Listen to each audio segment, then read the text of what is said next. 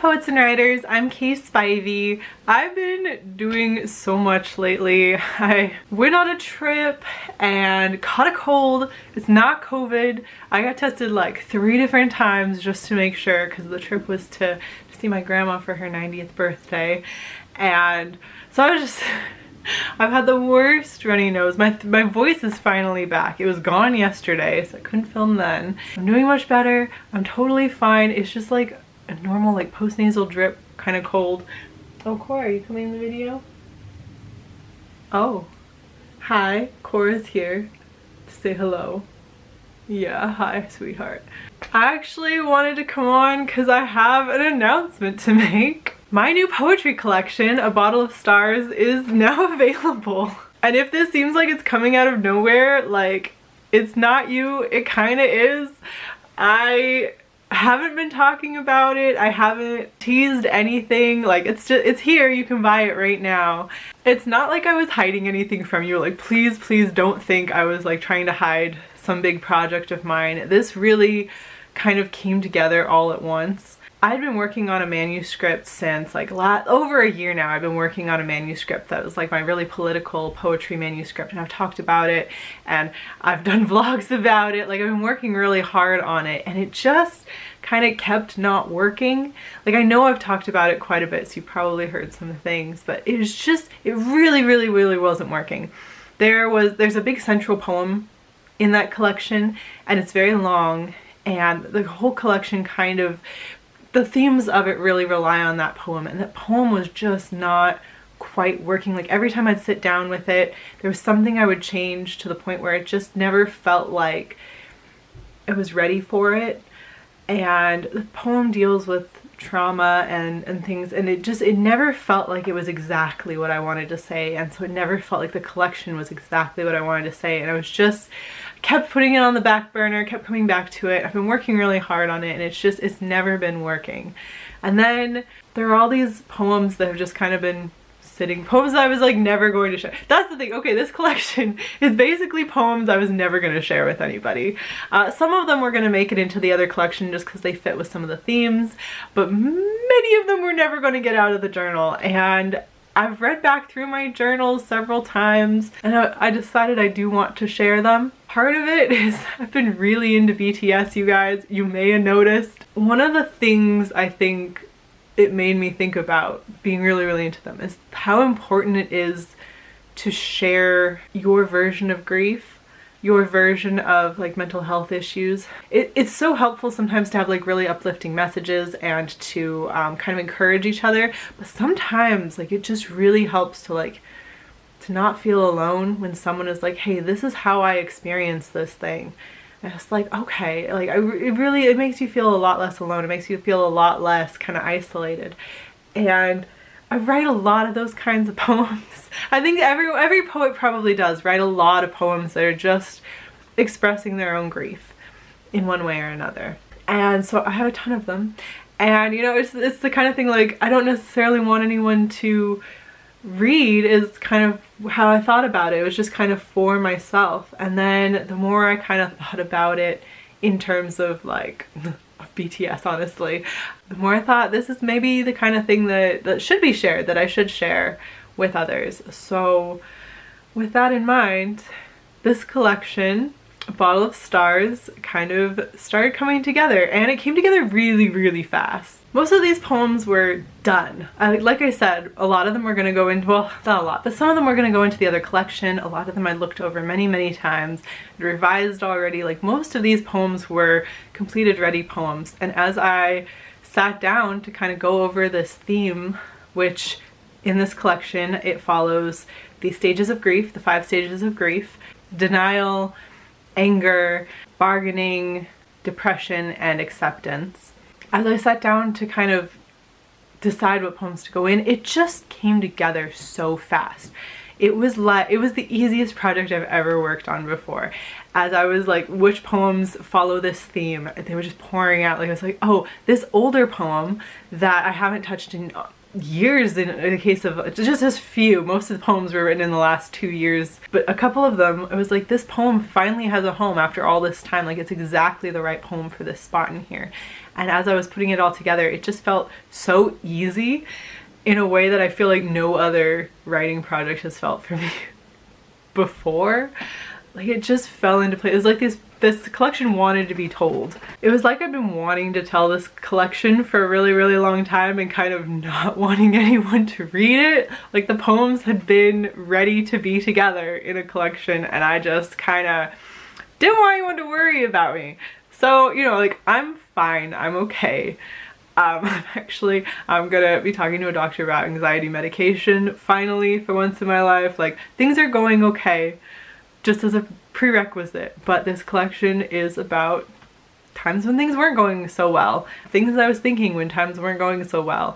So it's the kind of collection that, like, if you know me in real life, please don't read it. It wasn't for you. It was just something I wanted to get out my system, and like I said, like, it came together so fast in a couple days after working on a collection and struggling with it for a year. This one, pretty much, I sat down and it felt right pretty much from the start. There were very few changes I wanted to make from the original order that I put things in. There were very few editing and revision things that needed to happen in the individual poems and with the arc as a whole. I did a massive little photo shoot with like, every part of this collection I did myself. I did a little photo shoot, I did some photoshopping. If you don't love the cover, I made it myself.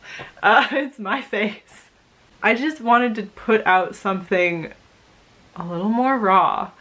And if you've watched my raw poetry reading that I did when I was super drunk, you may recognize some of the poems that I never intended to share, because I shared them on there, and I actually thought it was kind of cathartic. That was kind of the starting point for all of this, honestly. And that was a long time ago, and I wasn't going to share those. And now I basically sat down and decided, like, yeah, I am going to share them.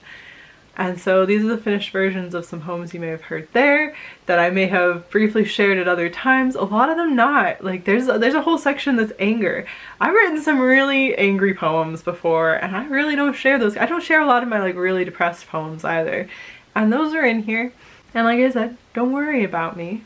But hopefully the way I've seen things and thought of things and dealt with things, maybe it can help somebody else as well and make you feel a little less alone, because it's really lonely to go through grief, and you can do it as part of a community, but there's still like this very isolated feeling. I chose the title, A Bottle of Stars, because there are a lot of star references in this collection. Probably just a ton, honestly. There's also a lot of references to fire and water, kind of as opposing forces. You know, like, fire is very angry and water is very depressed. So those were obvious choices, but also just throughout the collection there are those themes of being or feeling connection to those elements. And both of those elements make me think of glass. Is that weird? Do you think of glass?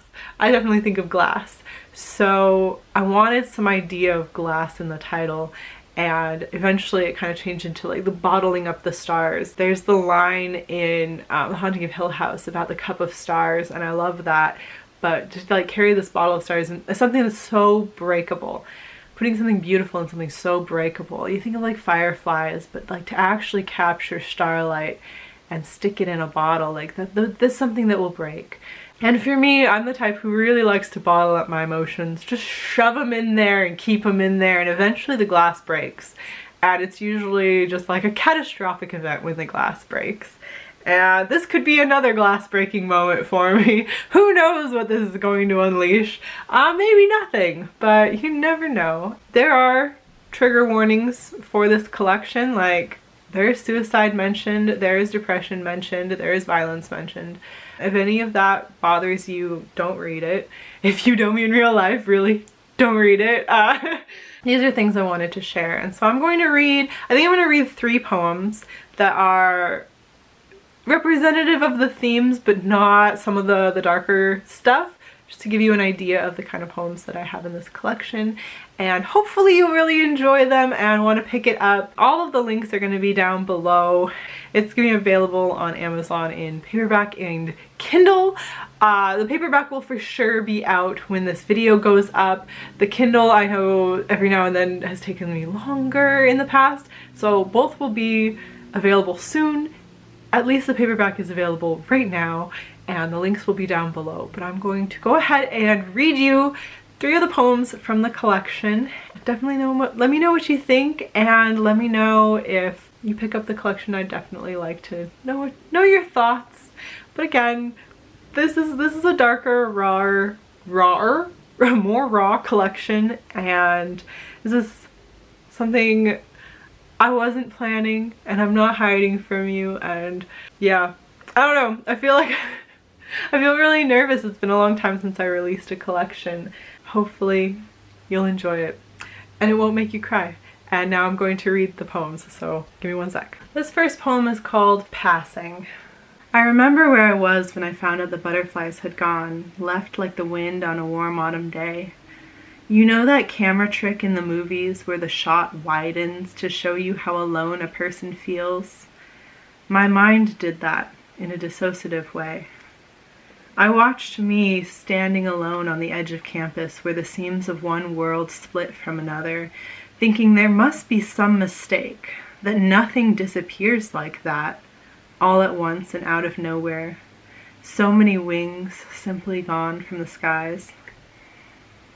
Things should blink out slowly, let you watch the colors fade and the leaves fall gently to the ground, so you know they're gone when they crumble under your feet and the trees stand bare. I never imagined a there and then nothing, a drop snap blink with no maybe.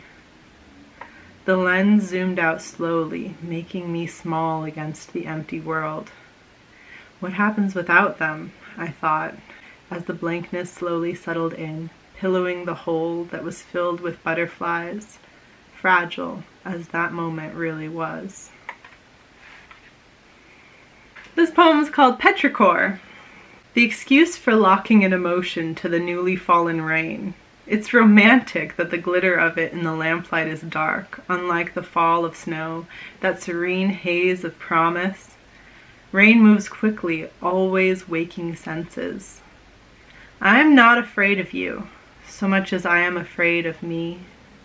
I know what I would do, but not how it would feel, and the rain reminds me not all things wash away. I am not a sugar house. This skin is tattered, but it's weatherproof. I will live with this body. I will haunt me long after you leave. And then this is one of the very few, there's like 3 poems that have been previously published. This is Dear Tomorrow, which appeared in Dual Coast magazine. So Dear Tomorrow, you are a creature my tired feet are limping to capture, an awakening on the horizon as luscious as the sinking sun, bright and empty as the moon and her sad face, watchful eyes that haunt the evenings. You are alive on the fabric of my dreams, restless and tasteless and billowing with every shifting turn. You are the uninspired awakening that comes with coffee roasts and egg yolks, glistening and orange and breaking onto toast. You live in the fractured moment between almost and impossible, which is more weight than you can carry. You leave bits of yourself in yesterday as I stumble toward you, breathless.